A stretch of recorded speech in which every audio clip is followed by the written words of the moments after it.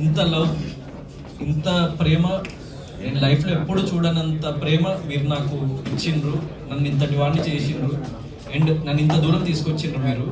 So I'm very very grateful to every one. అంటే అది నేను విన్నర్ అని నమ్మిన ప్రతి ఒక్కరికి నేను grateful. So what ever has happened. So లైఫ్లో నేను యాక్సెప్ట్ చేస్తా ఏం జరిగినా కూడా. నేను నన్ను నమ్మిన వాళ్ళ కోసం, నాకు ఓట్ చేసిన వాళ్ళ కోసం, నా ప్రేక్షకుల కోసం నేను నిరంతరం ఇంకా నన్ను నేను రీడిస్కవర్ చేసుకొని, రీఇన్వెంట్ చేసుకొని, నేను మిమ్మల్ని నిరంతరం ఎలా అలరించాలి అన్న దాని మీద కృషి చేస్తూ ప్రతి ఒక్క మూమెంట్ని నా లైఫ్లో నేను ఇంకా ముందుకు వెళ్తూ ఉంటా. సో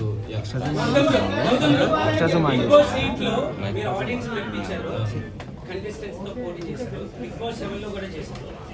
బిగ్ బాస్ 7 అంటే బిగ్ బాస్ 8 లో మెప్పించడానికి, బిగ్ బాస్ 7 లో మెప్పించుకోవడానికి, బిగ్ బాస్ 7 లో శివాజీ గారు ఆడే ఆట మిమ్మల్ని అడ్డుపడుతుందా, లేకపోతే బిగ్ బాస్ 8 కి వెళ్ళేసరికి మీరు చాలా నేర్చుకొని బాగా ఆడగలిగారు? అంటే like one thing is season 7కి సీజన్ 8కి డిఫరెన్స్ ఏంటంటే, సీజన్ 7లో నేను ఇంకా లైఫ్ని కానీ లేకపోతే జనాల్ని కానీ ఇంకా అంత క్షుణ్ణంగా చూడలేదు నేను. సో ప్రతిరోజు మనం ఇవాల్వ్ అవుతూ ఉంటాం యాజ్ ఎ పర్సన్ అండ్ ప్రతిరోజు మనం కొత్త విషయం నేర్చుకుంటూ ఉంటాం. సో నాకు 100% లాస్ట్ 1 year అన్నది నా లైఫ్లో చాలా విషయాలు నేర్పించింది. యాజ్ ఎ పర్సన్ నన్ను చాలా ఇంకో ఉన్నత స్థాయికి లైక్ తీసుకెళ్ళింది.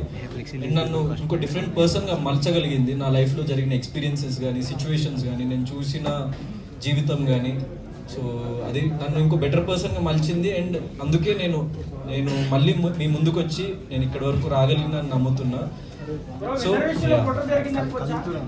అది మైకులు జరపకండి.